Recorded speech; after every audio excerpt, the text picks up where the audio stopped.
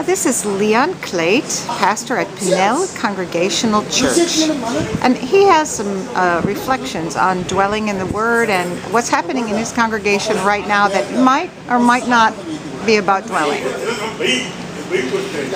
We have joined the Partnership for Missional Churches 4 years ago, and we've started in a process journeying together with other congregations, listening to what we hear God is saying to us.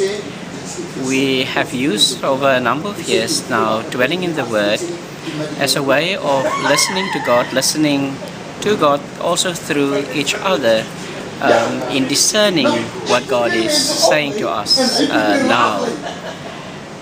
We have, over the past few years, on different occasions, experienced how we have, without at times knowing it, allowed the Spirit of God to work and move through us so that we could respond to His invitation by participating with Him with what He is doing in society today.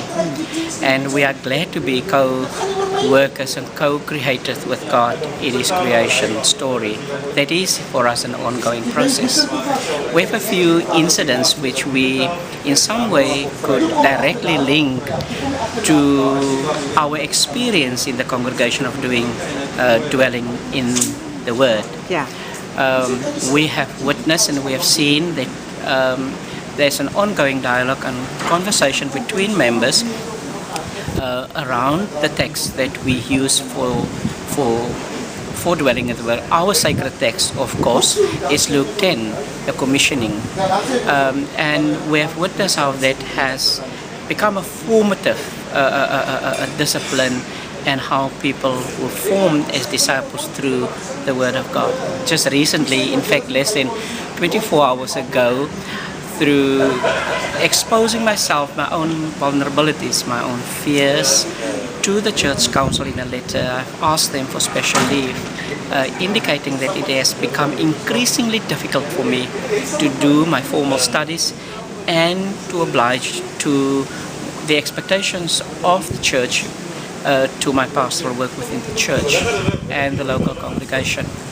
I was quite surprised maybe this word, surprised by hope as well, when on return after some 30 minutes of standing outside waiting for the Church Council to deliberate, my request, and it was shared with me that they took less than 30 seconds to decide whether or not they will grant me the special leave.